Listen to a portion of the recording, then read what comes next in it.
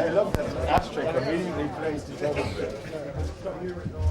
How is that possible? Yes. Don't smoke. Okay, come on down. Nick, coming right now. Hello. Yeah.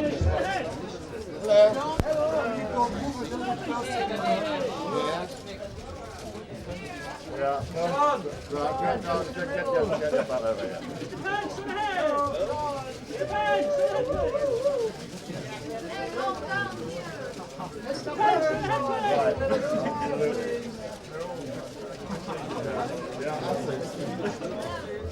Take one away, please. Thank you. Let's give him up a little smile in front of you, please. Yeah. Thank you.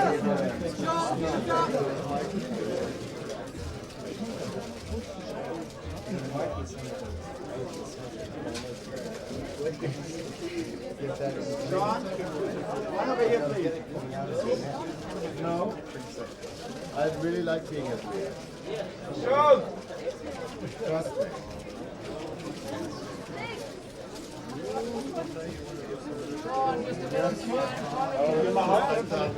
Das ist ja nicht zu fassen.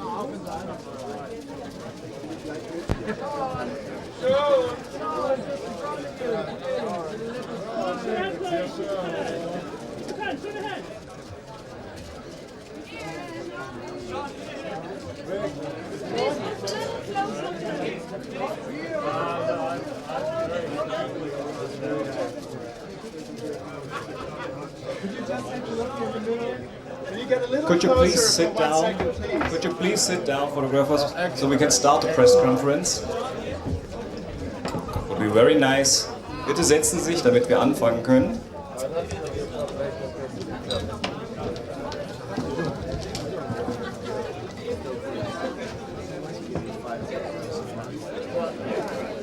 Können Sie sich bitte setzen? Please sit down. Please sit down. Yeah, please sit down. Thank you. Dankeschön.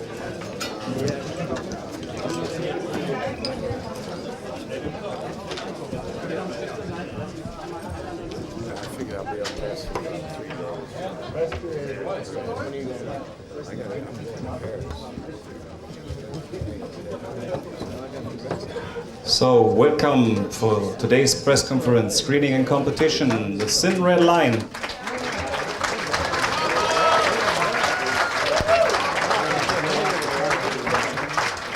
Starting as usual from the right side, the producer, Grant Hill.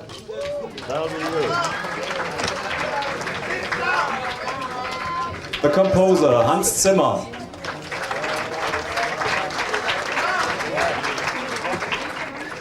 Nominated for the editing, Saar, Klein.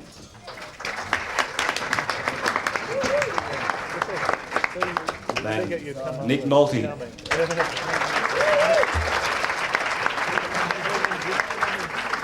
Sean Penn.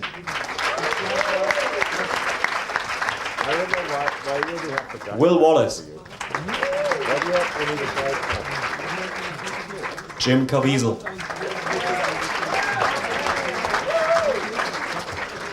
Elias Koteas.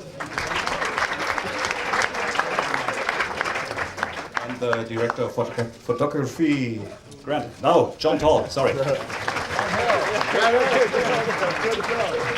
Yes, the question right in the middle, please. Thank you, sit down. And there's a question on the right side in the middle, please. Hi, this is a question for Terence Malick. I'm Baz Manager from Daily Mail. Will we have to wait another 2 decades for another masterpiece from you, and tell us why it took so long? Very long. Whom do you ask? Terence Malick. He's not here. Not here. But maybe he's in here. Well, let's ask the actors then. You know, why do we have to wait so long for this film? And tell us about your experiences of working with this great director, Terence Malick. All of the actors.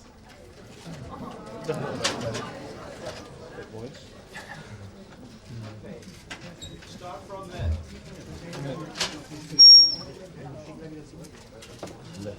think they're going to speak English anyway. I don't. That's on the Frage. There's a question. Sean, would you start, please?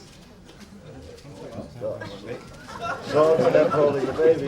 Bring me back to the question. Tell us of your experience working on this film and with Terence Malick.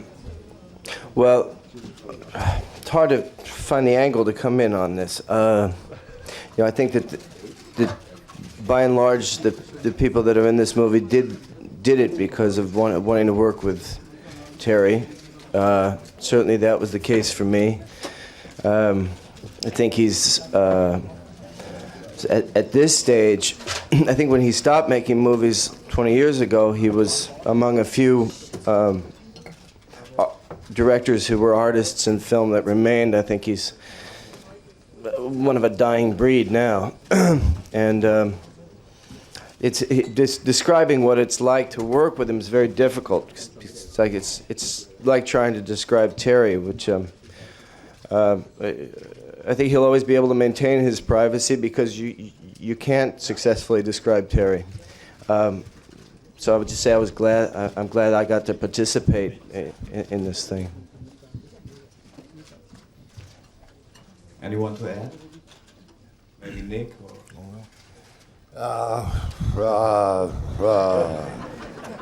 I think Sean covered it real well. He's an interesting fellow. I think that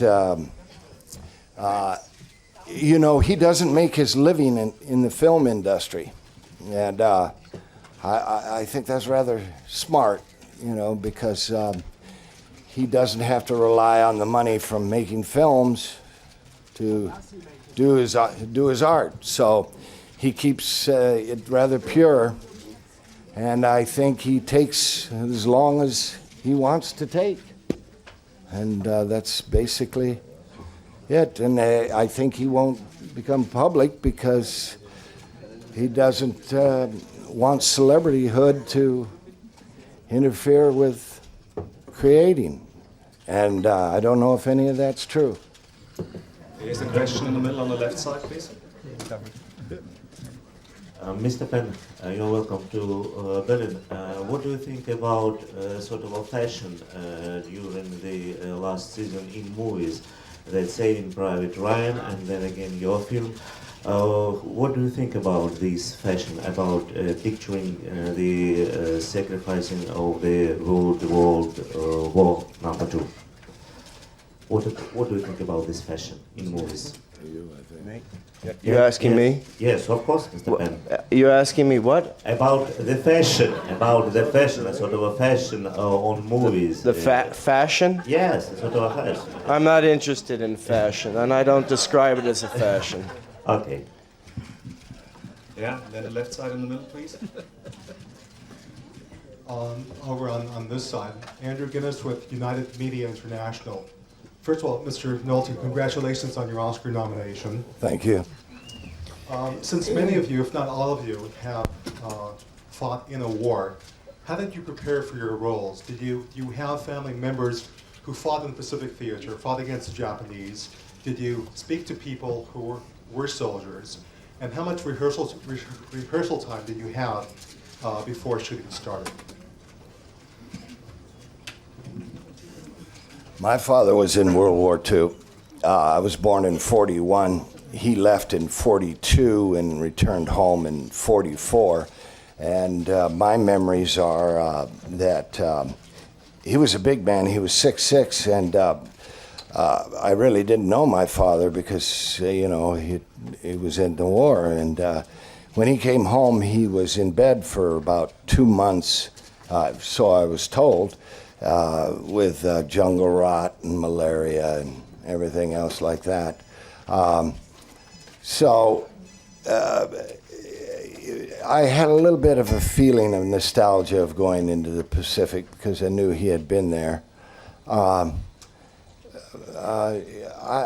don't know how you duplicate the experience of real combat. I mean, we're actors, so, we try to research as best we can, but, I'm sure it's world difference. But I don't know why. Well, the parallels, we'd all gone through a negotiation through the studio, with the studio right before we started.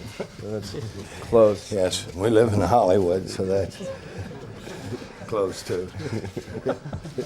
Maybe the younger actors can add something for the research, their research on their part. The younger actors? Who do you mean? I felt like I was the oldest guy there. What are you talking about? This is who you should talk to. I spent a while working with spent time in Kentucky with the veterans there who had fought. And it was interesting about them. A lot of them grew up during the Depression, and so they didn't have a lot of money back then, but the family was certainly different. And so I kind of used that and based my character.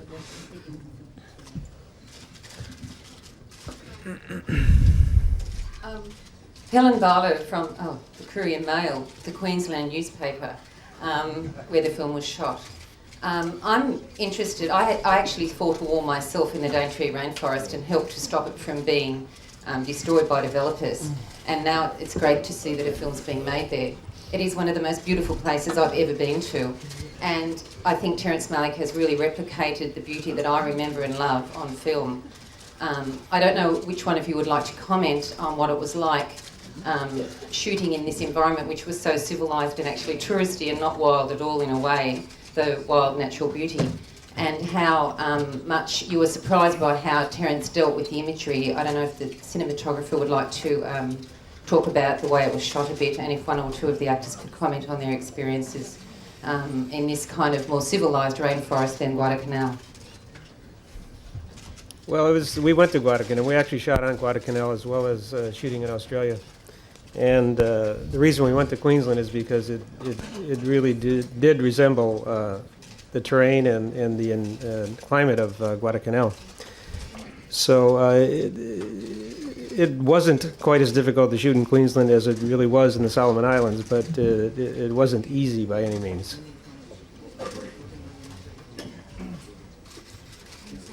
The actors?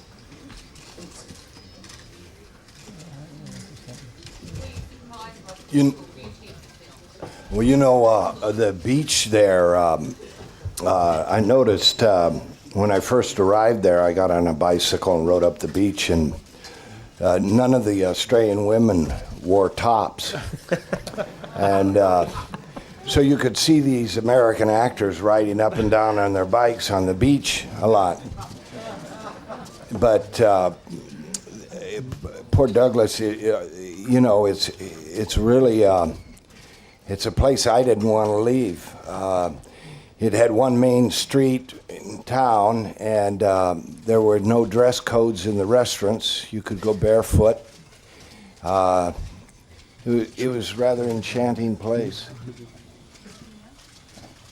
On the right side, please. If I can go back to the question I asked before, and I asked this because I thought that the acting in this film was so superlative, so excellent. In preparing for your roles, have you ever, the fear in your eyes and was tremendously conveyed. Have you ever had life-threatening experiences that you could connect to in your past to prepare for these roles? And that's question one. And the second question is that the actors who portray the Japanese, I thought, were phenomenal as well. Can any of you give us some more information about those actors and how they participated? Well, tell them about Tokyo. Yeah, we actually, Jim and I just got back from Tokyo. We spent 8 days there, and the Japanese actors were all unknown at the time, and we were constantly told by the Japanese people that these actors did an amazing job. It's difficult for us to tell since we don't speak Japanese, but apparently the Japanese public was say that second and third generation Japanese people are continually representing the Japanese people in Hollywood, and that upsets them. And they said they were very relieved to see an authentic Japanese speakers and authentic get-ups, even down to the smallest details with the branches coming off of off their helmets. There was a question far out on the right side. Scott Roxborough, Hollywood Reporter. Also from Mr. Nolte. Just a business question, actually. What's your next project? I don't know. I don't know. Then Mr. Hill, same question. No, also, I'm in the same position. I don't know. We had a rush to the finish on this, and it's nice just to be able to take a little time and catch a breath. Here on the left side, a question, please. Yes, my name is Jasmina Nielsen from Film Magazine in Denmark. I have a question for the young actors, since this movie is about war. What is your thoughts about war? Would you ever go to war? Is there any cause you find worthy enough for fighting for? Young actors. Young actors. I'd like to think that I would have what it takes to have the courage to fight for something I believe in. My life experiences haven't led me to, haven't tested me that way. So, yeah. I'm sorry, I don't have a microphone, but what cause do you work? Wait a minute, please. You get one. Okay, sorry, one more time. What do you think is worth fighting for, exactly? Loving your fellow man. Kind of raw. I don't know how to specifically answer you personally. Okay, thank you. The middle in the back, please. Yeah, my name is Ralph Hamster with Set1 Television. To Mr. Nolte, what do you think, how high are your chances to win an award here in Berlin with your film? You mean the odds? What are the Vegas odds? I don't know. Who knows? You know, you just, you can't, there's no way to predict that. You know, it's just, win or lose, it's going to feel what it's going to feel like.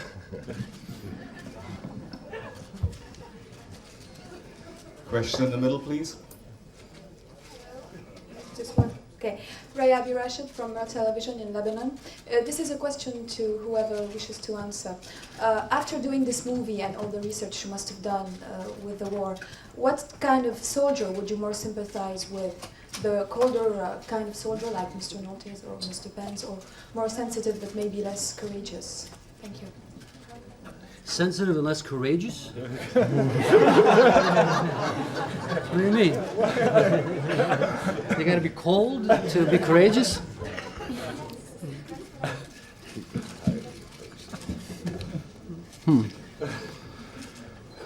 It takes a courageous man to be sensitive.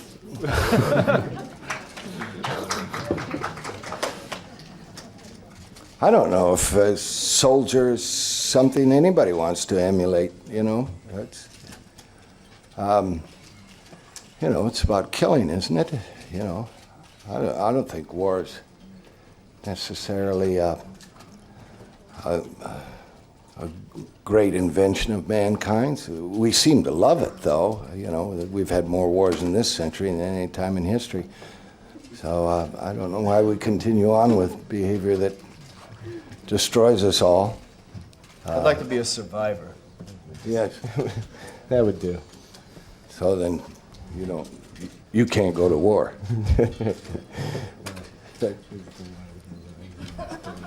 Yes, you please. My name is Fabio Cipriano. I'm from a Brazilian newspaper, and my question is to the producer. I'd like to know, why are the Americans so obsessed with war movies? Why do you make so many war movies?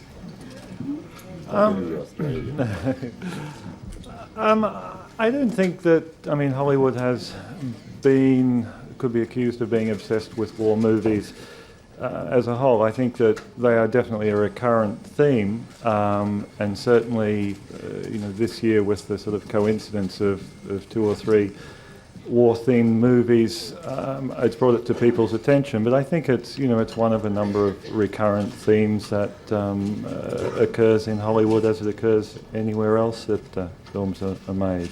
As I say, this year just people seem to have taken a little more note. I mean, actually, you can think about why are people so obsessed with making wars. That's true. Yes, in the back, please. Just wait for the microphone. It's a question for the film editor, sorry for my English. I wanted to know, I think that Mr. Malik shot much more than we have seen, and that you had a very bad time trying to editing all of this. Can you tell something more us? There actually wasn't a lot of footage at all. And no. There was a lot of footage, there was a lot of great footage, and it was just a matter of making decisions and finding what kind of film we want to make and where it's going. But there was a lot of great material that we hadn't used. So it wasn't a hard time, though. It was just a matter of finding what the story was about and the story that we wanted to tell. Way at the door in the back, please. There's a question. Mr. Nolte, I once read you on the rights to James Ellroy's novel White Jazz. Are you currently trying to develop that project? Yes, that's my next project.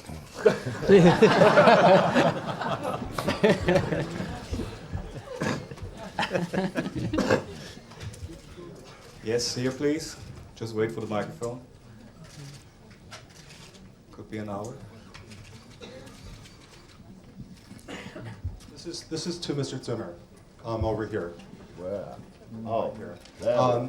With this genre of a war movie, how did you prepare to compose your music? Did you look at older American war movies? Tell us the process, how you came to compose the music.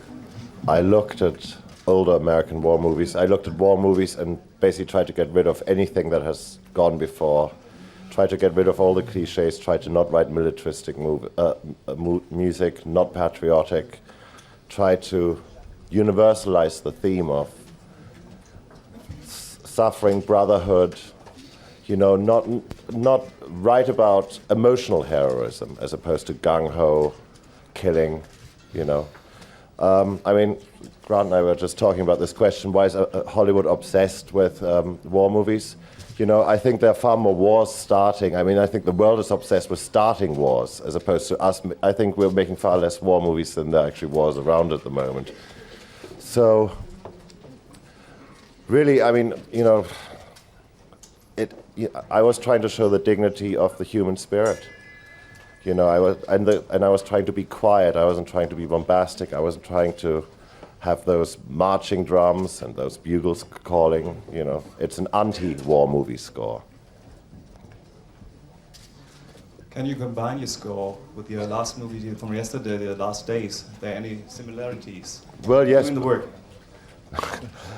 Of course there. I mean, yesterday I was here with the Shoah movie, The Last Days, which deals with brutality and killing and intolerance. And today I'm here with a movie that deals with brutality, killing, ignorance, and intolerance again. And I think the strength of our movie is that when finally the American soldiers see the enemy, they see the face of humans. They see the face of themselves.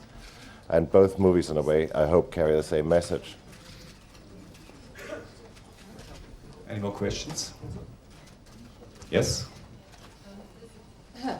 The surprise for this movie, for a lot of us, was that Jim Caviezel ended up with quite a larger role. Were you surprised yourself, Mr. Caviezel, that you ended up with so much screen time? And did Sean Penn feel that perhaps he didn't have enough screen time, as some people have suggested, or were you quite happy with how it ended up? Was it how you expected, given Mr. Malik's unusual process of shooting so much footage? Want to go first? Go ahead. I think that I was there to serve Terry in any which way, and whatever time I wasn't on screen was spent in the area that you said you know very well, and so I had a great time, whether I was doing things on screen or off. I was very honored to be in this film. First of all, I needed the money, so that's why I did it. No, I'm kidding you.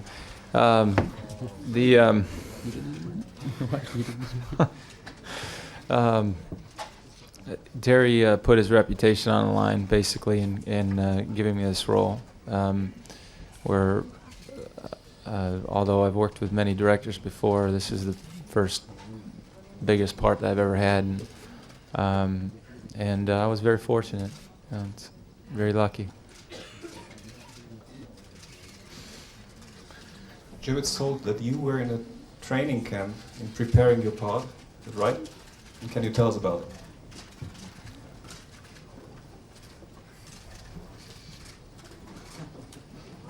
Who are they talking to?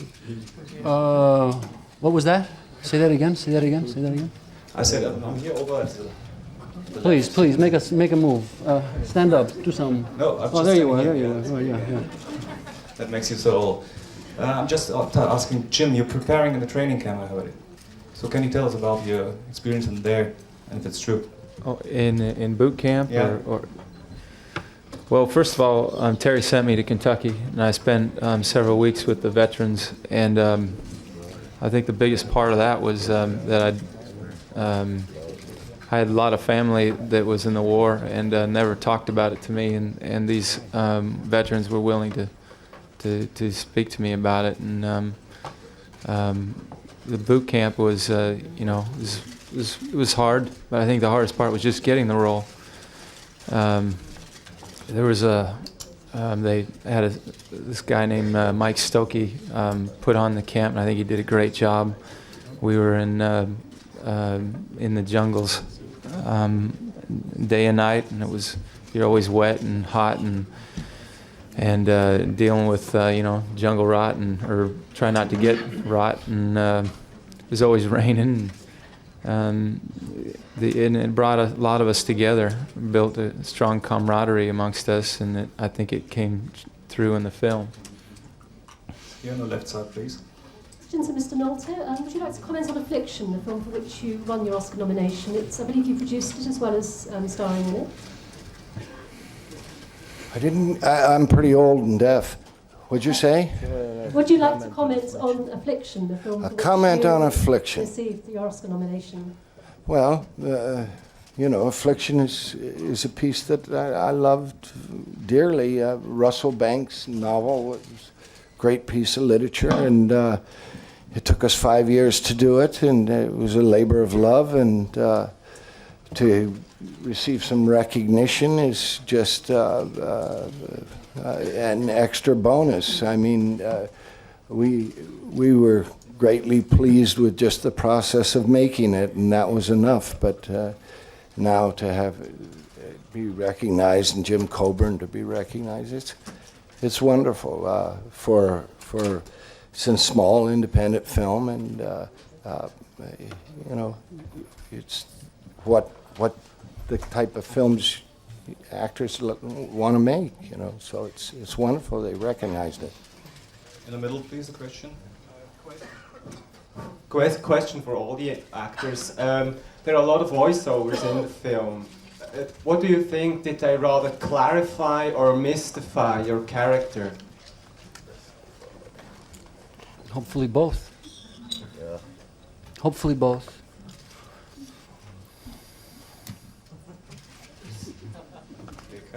Okay, please, here on the left side. Mr. Sean Penn, you've expressed disenchantment with the Hollywood system several times. How would you describe Hollywood today for you as an actor and as a director? I think it's defined by the fact that a movie like this, I think, is a fluke. I think that Hollywood is a place of any kind of creation of anything artful or expressive is essentially dead and buried.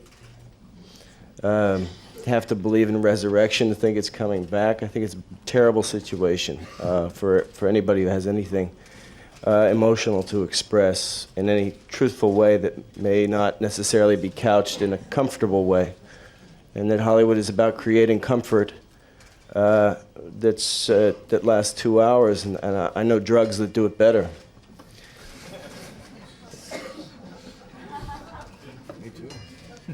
So, you're welcome to ask questions. Yes, here please, in the middle.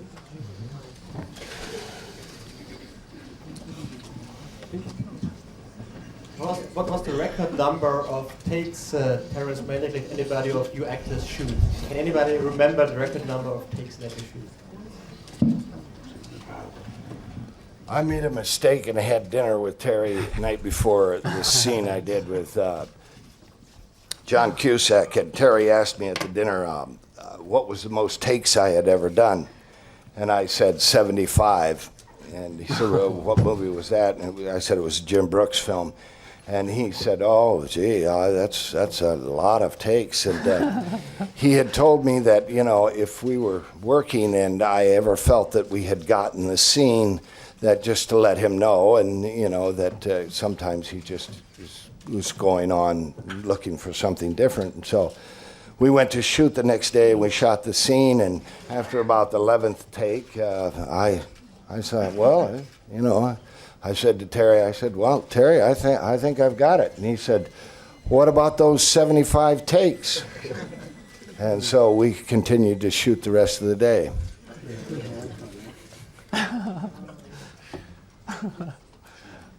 The others might add. I remember one day we had this difficult keel crane shot. And it's this big, I don't know how to describe it, but it's got a weight of a couple cars at one end and a camera at the other. John would probably be better in describing it, but it was on the side of a hill, very steep hill, and Elias and I were having to run up this thing, and Terry made sure he put all the obstacles in there so we could jump over them and everything.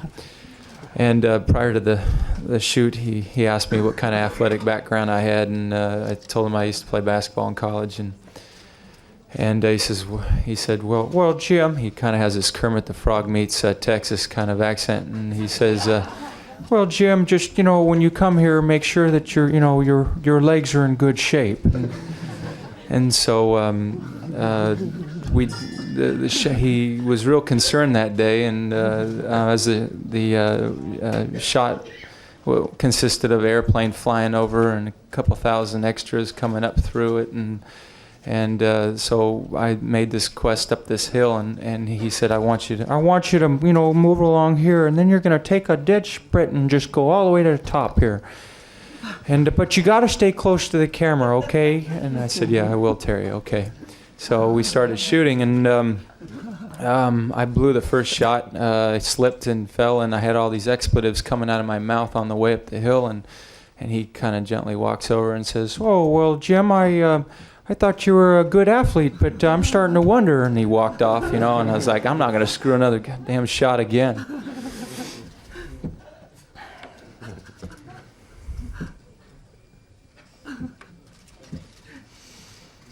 Yes. Just take a minute. Yeah, behind you, please. Hi. I interviewed most of the actors last year, and I think very short after the experience, and it felt like you were all war survivors. Like this shooting was a sort of going to war in the experience. How are you now? Are you still living with the trauma of the shooting of this movie? And Sean Penn, was it going to war for you too? This movie? Was it going to war? No, it's a movie, and it's going to a new experience every day. Some days are hard, some days aren't. Sometimes that depends on your own mood and your own energy and how much sleep you got the night before. This was what's going to war is when you go to work for a director who doesn't know what he's doing. What's going to pleasure is working for Terry Malick, and that's what this is at the end of the day. Sure, it's tiring sometimes, but we all were lucky here.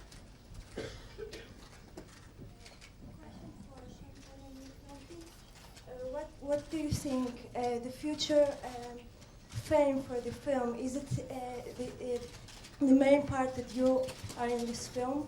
I mean, so many stars are in this film, and this is the main success of the film. All right, one more time. This form. What do you think about the future success of the film? I mean, is it the main reason for this is that you participate in this? No, absolutely not. No, the main reason is that Terry Malick is uninfluenced by commerce and comfort. And he's interested in expressing a vision of something, whether it be in this film or his other films, that gives audiences a chance to not one more time sit through the same pattern of storytelling that they're tired of. What makes this film gives it an audience is that it's a tree that hasn't been stared at too many times. I think it's Terry Malick is the answer. So, thank you very much for your attention. Thank you for all of you on stage. Good luck with the Thin Red Line.